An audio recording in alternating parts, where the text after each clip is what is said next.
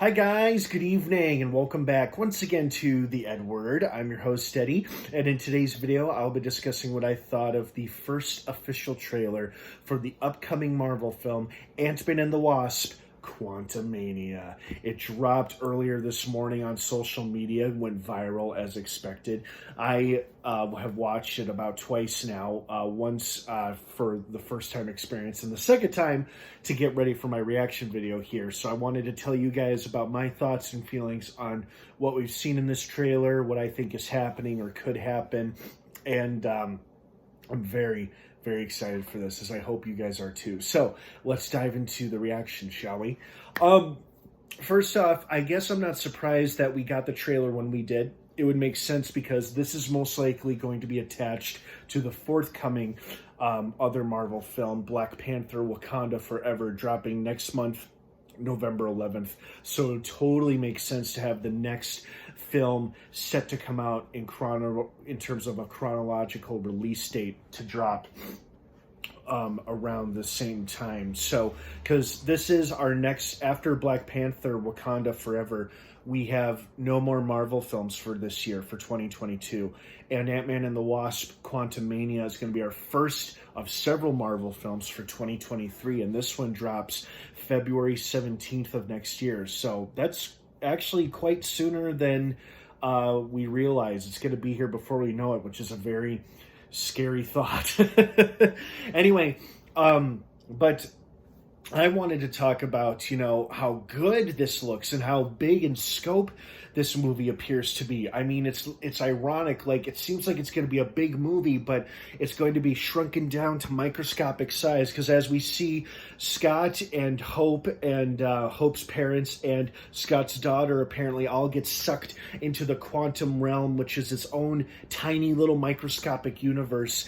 And of course, Hope's mother seems very weary and afraid of something or someone in the quantum realm, and that is most likely the one, the only Kang the Conqueror. We first met this character, or at least a version of him, in the Loki Season 1 finale, and it was recently confirmed at Comic-Con earlier this year that he will be starring in the next Avengers film, Avengers: The Kang Dynasty. Will he appear in a follow-up, Avengers: Secret Wars? I have no idea, but it is very exciting to know that Kang the Conqueror is coming. And here I am talking like I know anything about him. I don't know anything about him. All I know is he's the next big bad that the heroes of the MCU are going to have to face together or die trying.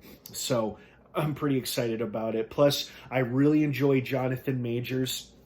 He was so good in the sadly short-lived one-season show Lovecraft Country, which could have done a couple more seasons, and I'm sure they would have brought him back somehow. But that's where I first was introduced to Jonathan Majors from. I know he's going to be in the third upcoming Creed movie. Not sure if I'll see that or not, but I definitely want to see him in the upcoming Korean War film Devotion, which looks very good.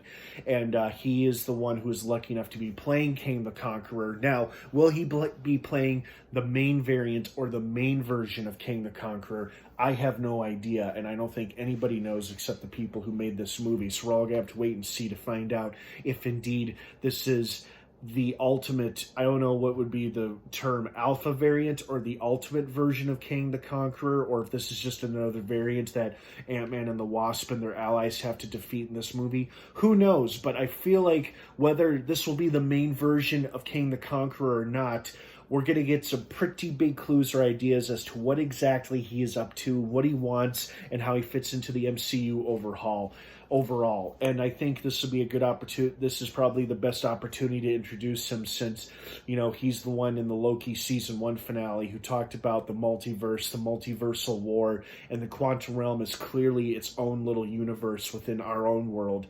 So I'm sure that's just going to expand from there. The movie looks great, looks very exciting, looks like it'll be one hell of a visual spectacle. We got glimpses of our returning characters played by Michael Douglas, the love of my life, Michelle Pfeiffer, who's looking fine as ever, and of course, Paul Rudd and Evangeline Lilly and Catherine Newton as the newly recast Cassie Lang.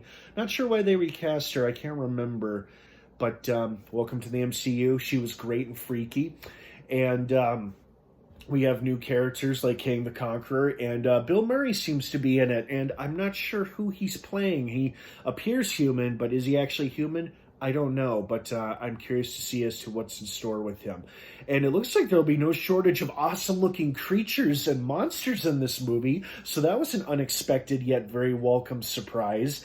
And I'm very much looking forward to this. You know, I was already pretty excited for this, but I realized I know little to nothing about it, and that's probably true for all of us. So I will be very curious as to see what this movie has in store for us, because my expectations at this point are pretty much null, because I'm not sure what to expect, and that's what excites me about it. So I hope you guys are just as excited for this as I am. What did you think of this first official trailer? Are you looking forward to this movie? Do you have any thoughts or theories of your own? Let me know down below in the comments section. Have a wonderful rest of your night if I don't see you. Ant-Man and the Wasp: Quantumania hits theaters next year, February 17th, 2023. Have an awesome rest of your night, everyone. Thanks for watching, and of course, until next time, may the Force be with you.